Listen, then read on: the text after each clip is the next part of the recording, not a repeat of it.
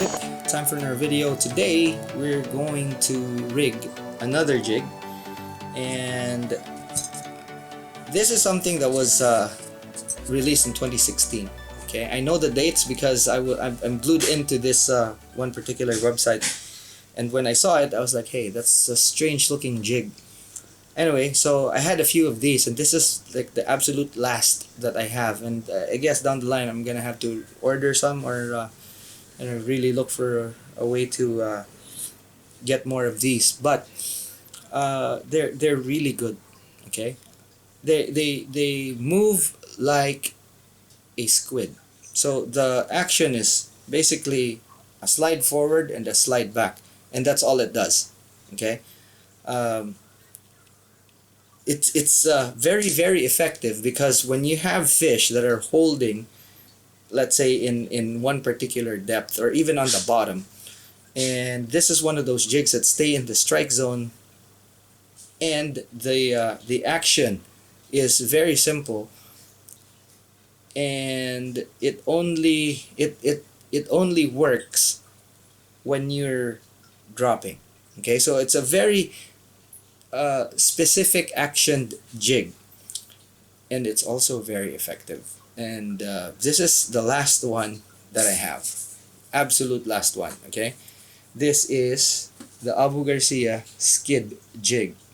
So the action, okay, is basically just like that, and it always gets hit here, nowhere else. Okay, when I first used this, I kept on missing fish, and the reason being was because I only used two sets, and that was placed in front here where the eye is. Okay, and that was a mistake. Basically, you put it here. So this is actually a very good jig for guys over at in the West Coast that have a 2 hook limit on rockfish. Okay, so this is a Japanese solution to an American problem. And the way this jig actually works is that you drop it down, and then you just lift your rod. There's something that they do specifically with with the the reel, and it's called skidding. Okay, we're not gonna go get into that. I'm not even gonna uh, get into the specifics of this jig, but it's very technical. But on its own, just being able to drop it down to the bottom, and then just lift it and drop, lift and drop. Basically, what happens is that when you're lifting it, um, it slides, it slides like that, and then it slides back like that. Not a lot of wobble in this, but the sliding motion, the back and forth sliding motion of this jig really gets the fish. Anyway, let's go ahead and rig this. So for this particular jig, hooks, you could use whatever hook you want. Okay, as long as they're jigging hooks, of course. I'm gonna use mine. Okay, so these are the hooks that I am going with. Now we are going to do the most basic rig for this, and it's very specific for this jig. So let's go ahead and start. By the way, if you're new to the channel, this channel talks about the hows and whys of fishing. We cover everything from big game, ultralight, everything in the middle, including fly fishing. And today we're rigging the very unique and very effective Abu Garcia Skid Jig. So for you guys in the States, hearing this for the first time might be kind of a surprise, but Abu Garcia is actually a very, I would say, trend forward company. Unfortunately, not in the US. So for jigging, they have a lot of really good jigging stuff, shore jigging stuff as well, and they're kind of one of those brands that are pushing the envelope in this type of fishing. Unfortunately, the items are not available in the US, so if you want something like this, you're gonna have to order it from Japan, which I might be able to help, so I'm gonna put Amazon links on the description of this video so that you'll be able to find this at least. Alright, so the hook I'm using is obviously another thing that you might not get. This is literally a hook that I worked on, and it's not for sale. It's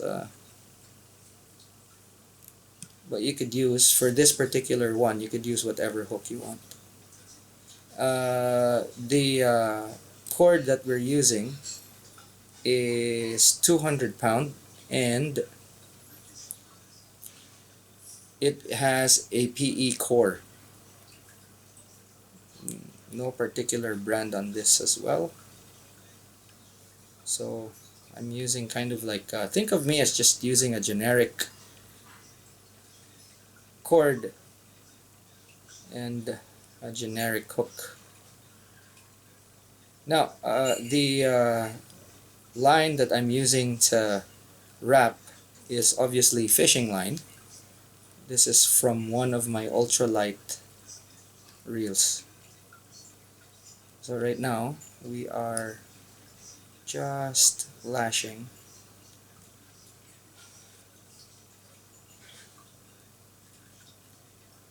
and now just so it's secure, we will put super glue on the sides here as usual, also on the other side, and then we'll continue wrapping.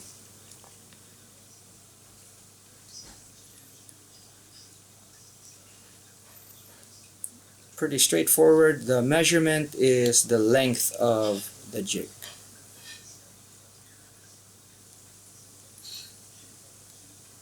And we'll do a little bit of a discussion after I'll answer the whys. Alright. So, as I always say, this channel talks about the hows and whys of fishing, and we cover everything from big game, ultralight, everything in the middle, including fly fishing. That's why we're going to explain the why of this. It has a lot to do with the jig itself, and I don't know if you guys actually notice, but the theme when it comes to Japanese products, Japanese items in general, they always have a reason, and when they're doing stuff, it's kind of like not like the same as the American philosophy when it comes to fishing, which is pretty much one rod and reel to do everything. But for the Japanese, it's actually very specific. So you won't, well, it's not that you won't, but it's hard to find gear that's multi-purpose in Japan. So casting gear is casting gear. You can't really jig with casting gear.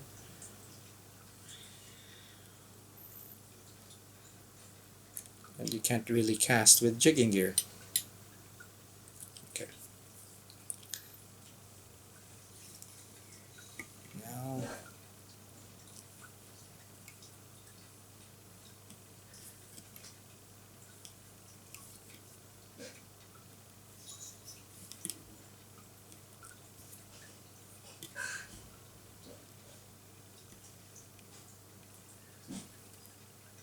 there we go.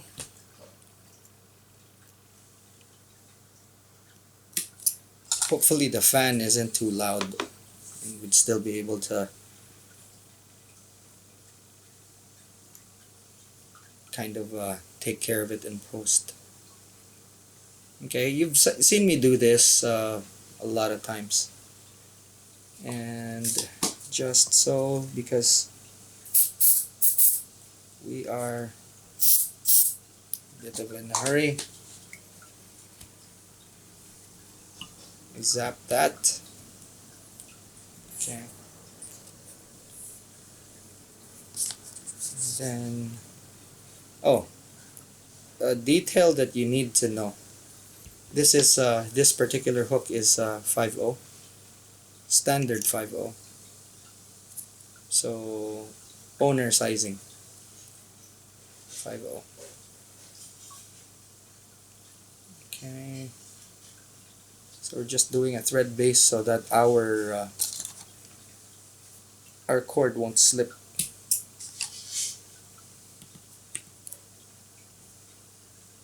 I know that a lot of people are not comfortable with this type of rigging, and I used to use this a lot before, and I kind of stopped after a while, but I've come back to it. But basically, what it is there's no knot to hold it in place, and a lot of people are kind of freaked out by this.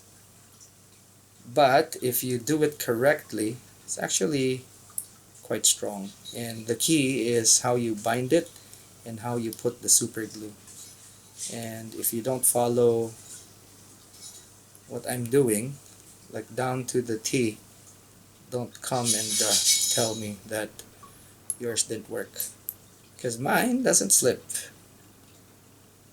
And the method that I've been using is something that I have been using for years, and it's still the best method that I have found for doing it. And as you can see, it's very, very clean. Okay, there we go. Now the glue.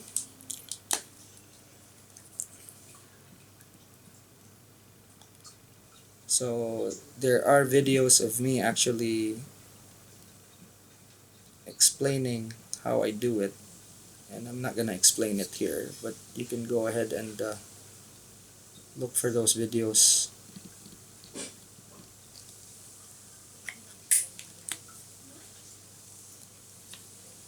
Okay.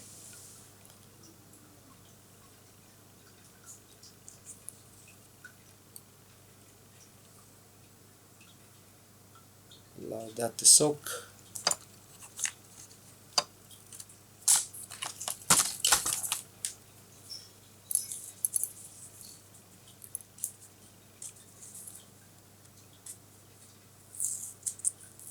I have snagged myself on these too many times. So I do this now, and it has helped me not get my hand pierced with a hook. There we go. Okay.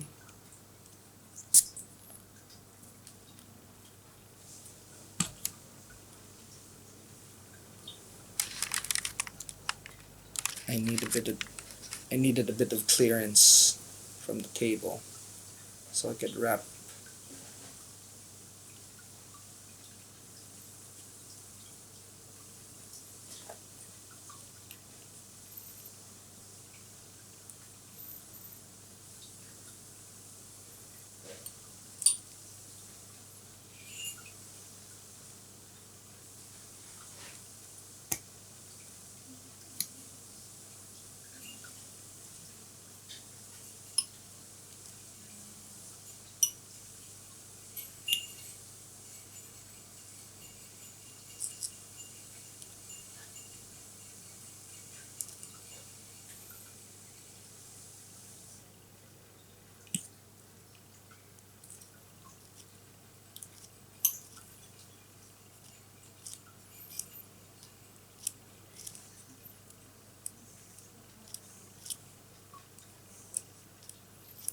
We are, this is really, really tight, guys. Okay, so aside from the pressure that the bobbin is exerting, I'm also really gripping the bobbin so that there's hardly a line that's slipping when I'm tying, and actually puts a strain on my shoulder. But that is just what you do to ensure that this doesn't slip, because remember, there's no other luck. It's just really the strength of your binding and plus the glue that you're pushing between the shank, the cord, and the binding.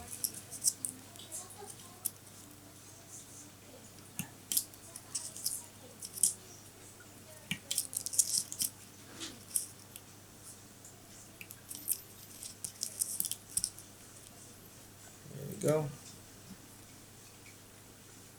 Okay, now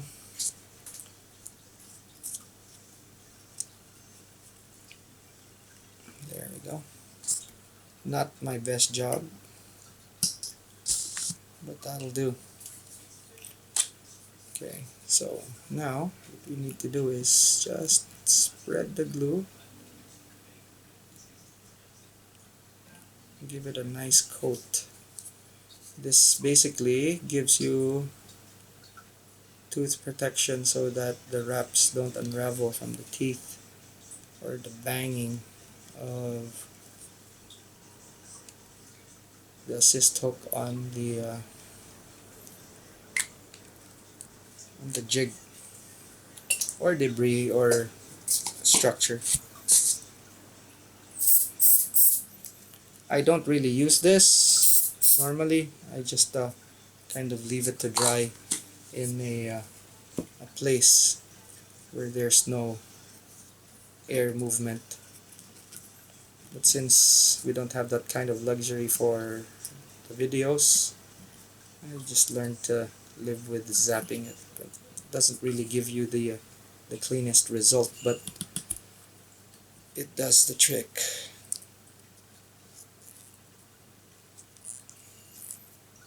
Alright, so now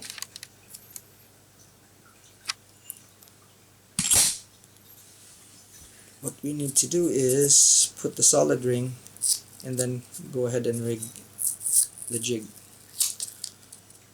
So the measurement of this is pretty straightforward, and you really don't have to worry about any other set. But what you need to do is position the hooks so that they ride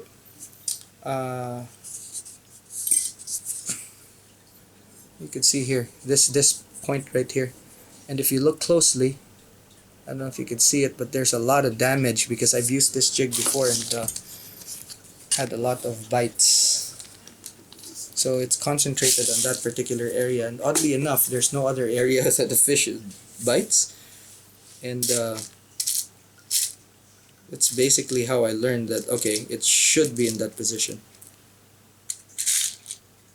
So right now we're looking for a solid ring that we could use for this particular build.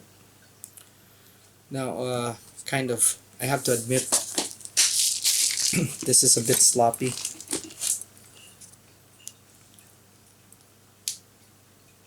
But it's not bad. It's just that I still find it sloppy. Alright, so solid ring. Okay, what I will do is I will actually put the solid ring in the middle like that. Okay, like that. And then I will ensure that this is on straight, like so. I'll do the measurement first. It's over, so we can't use that method. Okay, so now that we have this, the very first thing we do is actually give it a pull test before we even put the solid ring. So this, not going anywhere. Alright, so once you do that, you also get the perfect center of the cord. And what we're gonna do is we're going to do a simple loop, tighten it, okay, that should actually put it in the middle. Okay, we put this here,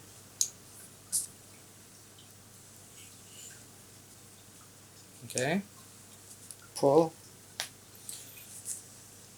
And once we have that there and it is locked, what we need to do is take our bobbin, do a few reps. Remember that this is very tight, so it might be very difficult for this to actually turn. So I'm gonna back up a little bit.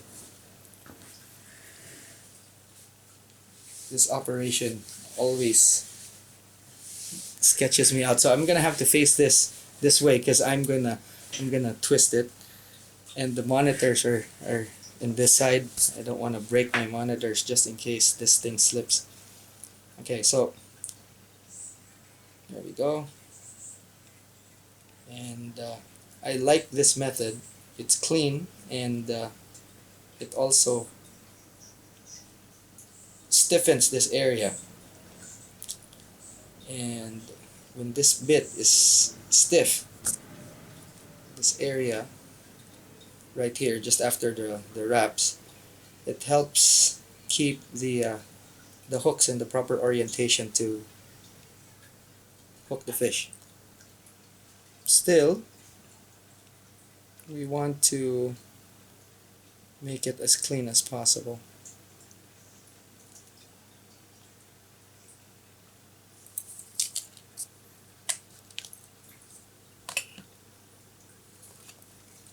Again, just because to save time, we do that. Okay, so there goes your hook set.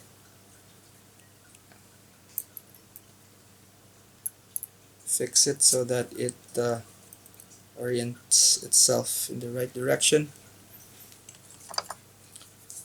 Again, pull it like so.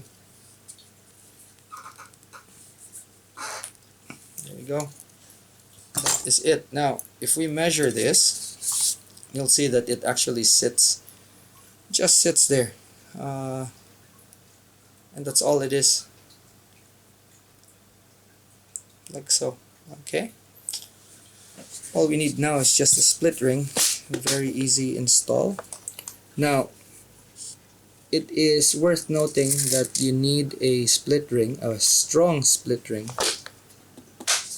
You need a load-bearing split ring for this particular one. So let's get a good one. And it sits like that. Okay. It's worth noting that you only use a back hook for this. Okay, this is what makes it kind of unique, because like the flat falls in the US, this is basically a jig with just one assist hook. Now, for your front here, you just add a split ring and a swivel, and that is it. Or a split ring and a solid ring. Or you could tie direct, doesn't matter. But this jig only works when it's actually kind of sliding out like that. When it's going like this, but most of the strikes is actually when it's going away from you. And the fish just grabs it. You could also reel this in, and what happens is that like a spoon, and when you're reeling it in, it actually moves like that, and when the fish bites, when you pull, the hooks are there. So it's very rare to get a hit when you're just reeling it in with this jig, at least, but when it's sliding down, very effective. And the reason why I kept on missing fish before was because I put my assist hooks at the top, and it was only one assist hook, and I wasn't getting the fish. So it's very critical to actually put your assist hook in the right place for this particular jig. Alright, so if you have questions, drop them in the comment section. And if you haven't yet and you want to learn more, click on the subscribe button. If you want your friends to learn with you and learn as a group, share the video. And if you learned something, click on the thumbs up button. Alrighty, so yeah, that's it for now. Hope you learned something. I'll catch you in the next one. Class dismissed.